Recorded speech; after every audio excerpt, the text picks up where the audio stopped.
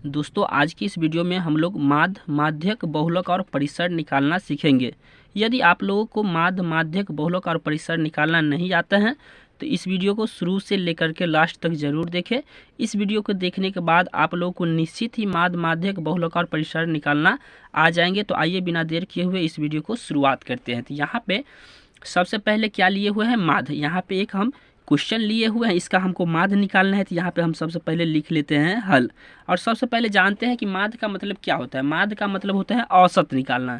तो औसत का फार्मूला क्या होता है, तो यहाँ पे माध्य का फार्मूला होता है सर, क्या होता है माध्य का फार्मूला कि संख्याओं का योगफल, जो भी संख्या दिया गया है इसका योग। तो यहाँ पे लिखते हैं संख्याओं का योग, संख्याओं का योग। अब बट्टा में क्या हो जाता है सर, कुल संख्या, मतलब संख्या कितना है उसकी संख्या से भाग देना, मतलब कुल संख्या, मतलब जो एवरेज का फार्मूला होता है वही इसका माध्य का फार्मूला होता है। तो यहाँ पे कुल सभी संख्याओं का योगफल निकालते हैं। तो 2 + 5 प्लस 3 है, प्लस 6 है, प्लस 4 है, प्लस 8 है, प्लस 7 है। अब बट्टा में कितना हो जाएगा सर, तो यहाँ पे देख लीजिए संख्याओं की कुल संख्या कितनी है। तो 1 2 3 4 5 6 7 है। तो यहाँ पे हम 7 कर लेते हैं। यहाँ पे देखिए सबको जोड़ के, तो 5 और 2 को जोड़ते हैं तो 7, 7 में 3 जोड़ते हैं तो 10, 10 में 6 जोड़ते हैं तो 16 हो जाता है। 16 में 4 जोड़ते हैं तो कितना हो जाएगा, 20 हो जाएगा। 20 में 8 जोड़ते हैं तो 28, और 28 में 7 जोड़ते हैं तो 35, और 35/7 करते हैं तो 35 में अगर 7 से भाग देते हैं तो कितना हो जाता है, तो 5 हो जाता है। मतलब इसका कितना हो जाएगा, माध्य कितना हो जाएगा सर, तो 5 हो जाएगा। उसके बाद आइए हम माध्य निकालना सीख गए, उसके बाद आते हैं माध्यक पर।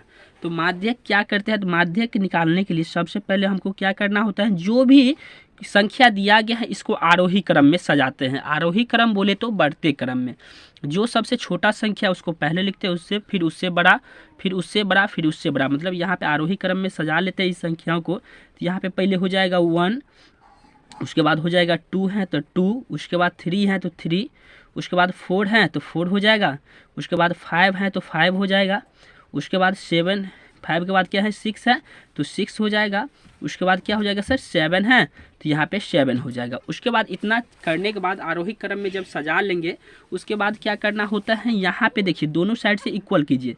अगर इधर से हम 3 को छोड़ दें और इधर से 3 को छोड़ दें तो बीच वाला क्या हो जाएगा, इसका मतलब है बीच वाला संख्या निकालना होता है।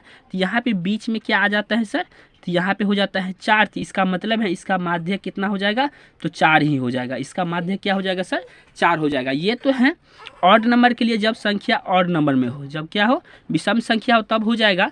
आज जब यहाँ पे देख लीजिए अगर ऐसा रहे कि मान लीजिए यहाँ पे यहाँ पे मान लीजिए हम एक क्वेश्चन लिख रहे हैं, यहाँ पे देखिए यहाँ पे क्या दिया गया है, यहाँ पे 1 2, इसको पहले हम आरोही क्रम में सजा लेते हैं। तो इसको हम जब सजाएंगे आरोही क्रम में तो इसको हम ऐसे लिख सकते हैं 1, उसके बाद 2 है तो 2 लिख सकते हैं, उसके बाद क्या है सर 3 है तो 3 लिखेंगे, उसके बाद 5 है तो 5 लिखेंगे, फिर क्या लिखेंगे, फिर एक 5 ही लिखेंगे, उसके बाद क्या है सर 6 है तो 6 लिखेंगे। यहाँ पे देखिए, यहाँ पे तो देखिए यहाँ पे अगर 3 लेते हैं इधर 3 लेते हैं तो कुछ भी संख्या बीच में नहीं बचता है। तो ऐसे प्रश्न के लिए क्या करना होता है, तो यहाँ पे हम लिखिए इधर 2 को छाड़ दिए और इधर भी क्या किए 2 संख्या को छाड़ दिए, तो बीच में तो 2 संख्या हो जाता है।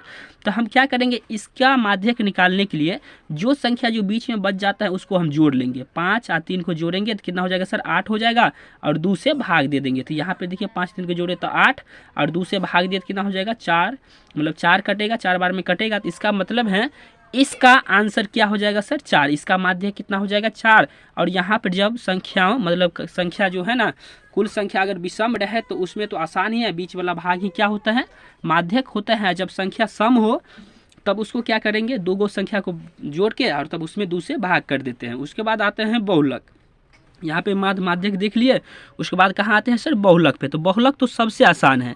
बहुलक के लिए तो यहाँ पे जो दिया गया है बहुलक, इसी में इसका आंसर है। बहुलक का मतलब होता है बहुलता, जिसकी अधिकता हो, जो संख्या बार बार आया हो, बहुलता जिसकी बहुलता है, जो बार बार संख्या सबसे अधिक बार आया हो। तो यहाँ पे देखिए क्वेश्चन में यहाँ 5 एक बार आया है, 3 एक बार, 3 2 बार आ गया है, उसके बाद 6 कितने बार आया है, 1 2 3 बार, और 4 कितने बार, 1 बार आया है। तो सबसे अधिक बार कौन आया है, तो यहाँ पे 6 आया है। इसका मतलब है इसका बहुलक कितना हो जाएगा इस प्रश्न का, तो इसका बहुलक हो जाएगा सर 6। इस प्रकार से हम बहुलक देख लिए, जिसकी अधिकता हो, जो जिसकी बहुलता अधिक हो वही क्या होता है सर, बहुलक होता है।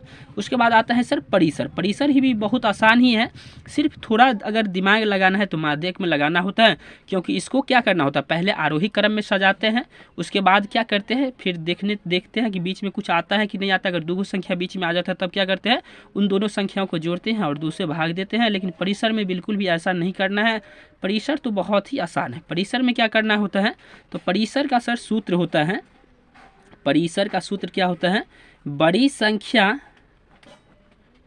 माइनस क्या होता है सर, छोटी संख्या।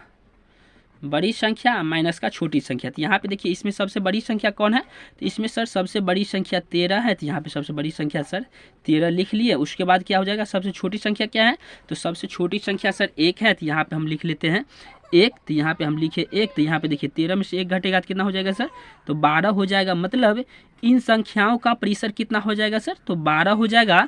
तो यहाँ पे हम क्या देख लिए, माध्य, माध्यक और बहुलक और परिसर, इसको कैसे निकाला जाता है। तो मैं उम्मीद करता हूँ कि ये वीडियो आपको पसंद आया होगा, और वीडियो पसंद आया तो वीडियो को लाइक करें, चैनल को सब्सक्राइब करें, दोस्तों के साथ शेयर करें। फिर मिलते हैं ऐसे ही नई टॉपिक के साथ अगले वीडियो में, तब तक के लिए धन्यवाद।